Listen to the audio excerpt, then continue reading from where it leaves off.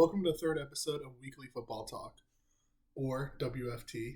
My name is once again Lee Lublin, and today I'm going to be recapping the New York Giants versus Washington Football Team Thursday Night Football matchup, and then I'll talk a little bit about my team, the Bucks, against the Falcons, and then a couple other smaller stories around the league. Possibly look at a couple of the injuries that happened and their replacements. And yeah, so let's get started.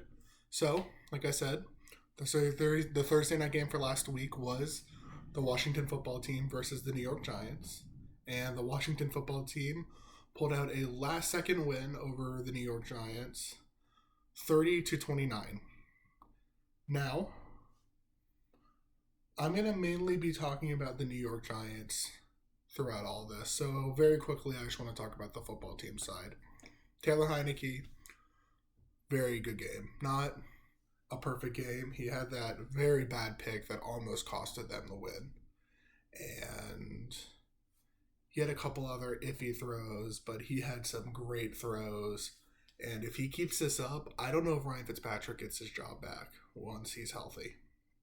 So, and then the defense, not great, especially against a team like the New York Giants, who we definitely thought were not going to have the greatest offense. So that's something they might need to look at. But besides that, nothing crazy. They got what they need to get done, and they're now 1-1 and right there with the Cowboys and Eagles for the top of the NFC East. Now, I've got that out of the way. Let's talk about the bottom of the NFC East and the 0-2 New York Giants, who, by the way, have started 0-2 every year since I believe last time they made the playoffs in, I want to say 2015 or 2016. So, no other team has a streak that long right now. So, the Giants are the only team that have started 0-2. So, what I want to talk about is a saying. I'm assuming a lot of you have heard it. Good teams find ways to win. There's also an opposite side to that saying, and one you don't hear as much. But it's something that kind of perfectly represents the New York Giants and a couple other teams, but in this case, the New York Giants. Bad teams find ways to lose. And Thursday night, the New York Giants, who were given the best game of their life, best game from Daniel Jones that he's ever had. Their defense, while not perfect, made some very key plays that should have set them up for a win.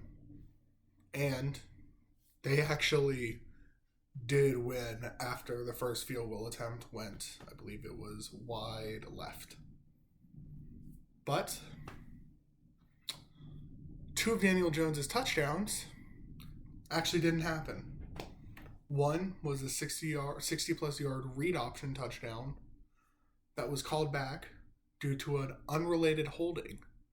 Now, the call itself was a little bit ticky-tacky, I will agree, but my argument is, why was that player holding in the first place? If you really go back and watch the play, if he was just not even touching the football team player, if he was just standing there, I think Daniel Jones still runs for a touchdown. I don't think the hold he did helped the play in any significant manner. Because sometimes, yes, a hold will make a 5-yard play go from a touchdown. And sometimes that happens. And when it gets called back, you're like, well, that sucks. But that would have not happened without the hold. Daniel Jones would have scored a touchdown without that holding, with or without it. So it's really frustrating. I'm assuming for him, assuming for the coach Joe Judge, I'm assuming for the team, to see that get called back. Now, I do believe they ended up at least getting a field goal out of that drive, so it wasn't a complete net loss. Either that, or that was the drive where they got knocked out of field goal range. I don't want to, but yeah, so that wasn't great. And then much, much later into the game, the Giants are now in a dogfight with the football team. And one big play could just break it open and win it for the Giants. And Daniel Jones delivers that. He throws a beautiful pass all the way to the end zone for number 87 on the Giants, Slayton. It's here. He has his hands out like this, and the ball is right in his hands. He drops it. I believe Giants go on to punt that drive. If not, maybe another field goal. Well, that's 2 touchdowns off the board that resulted in, at best, field goals and at worst, just a punt. So, because of that, near the end of the game, they're only up 2. Washington only needs to get a field goal. And Taylor Heinicke, once again, credit where credit is due, does a great job of getting them into field goal range in a very short amount of time. They line up for the field goal, and they miss it. Unfortunate. Heinicke, that wait, there's a flag. New York was offsides on the game-winning field goal attempt, thus giving Washington's kicker, after missing the first kick, a second chance, and it's 5 yards closer. And of course, he nails it. Giants are 0-2. Washington's 1-1. Bad teams find a way to lose, and it looks like once again the New York Giants are a bad team. Now, on to just a much quicker recap. The Tampa Bay Buccaneers versus Atlanta Falcons. The Buccaneers, on paper, looks like they blew out Atlanta 49-23, but credit where credit's due to Atlanta. It's a much closer game than it actually, like I said, it looks. Atlanta was actually in it all the way until, I believe, around the end of the third quarter. They were within 3 points. And then Tampa scored, making it 10. Matt Ryan threw a pick 6, which made it 17. Matt Ryan threw another pick 6 to make it 24, and the game's over. 2 pick 6s to the same player. As a Bucs fan, it was pretty awesome to watch, but it was a little bit scary for the first 3.5 quarters, or 2.5 quarters. Credit to Atlanta for putting up a very, very, very good fight. A few other things around the league. All of the NFC North, or AFC North, is 1-1. Pretty cool. I know that obviously that's not going to last. I think definitely Baltimore and Cleveland will probably pull away from the pack a little bit. Pittsburgh will also pull away from Cincinnati a little bit. But still a cool thing to see right now.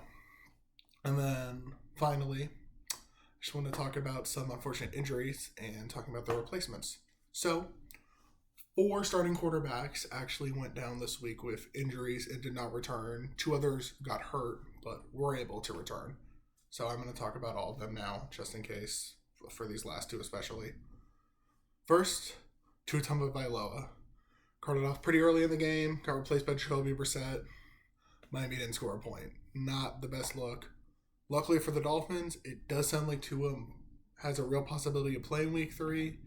And with how the way the Dolphins offense looked with Brissett, that might not be the worst thing in the world. Especially even though Tua hasn't been the best himself.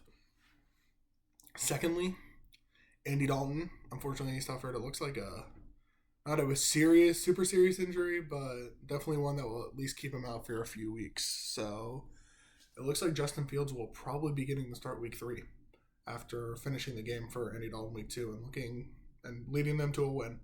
So we might be seeing the beginning of the Justin Fields era officially next week. Third, Carson Wentz, near the end of the fourth quarter, ended up, I believe it was injuring his shoulder, and it was just at a very unfortunate time because he was not able to come out to attempt a game-winning drive, and instead his backup, who will possibly be starting next week, Jacob Eason, threw a pick on his second pass. So if I'm a Colts fan, I'm definitely a little bit worried, especially since we started out 0-2. And then finally, the last quarterback who left and couldn't come back, Tyrod Taylor. Fortunately, Tyrod Taylor suffered a hamstring injury. He tried to play, it looked like he tried to play through it at first, but then finally he ended up coming out of the game. It was replaced by the rookie, I believe it's Davis Mills, if not David Mills. And not the best performance, not the worst. But it sounds like he will be getting his first official start against Carolina. And they're even talking about IR for Tyrod, so he might be the starter for the next month. And then finally, Baker Mayfield and Derek Carr both sustained injuries during their game that did not look great, and it definitely looked like they had to be treated on the sideline. But both of them were almost immediately able to come back in and perform at their pretty much normal level. So I wouldn't expect anything from them, but especially for Vegas, if those do end up being longer term injuries than it looks right now, then they might have some real issues. So yeah, that's it for today's video. Next week will just be another recap week, and then 2 weeks from now I will be doing the quarter season recap, looking at the standings and seeing where everything is. So, yep, see you next time, and look forward to the recap in 2 weeks. Bye-bye.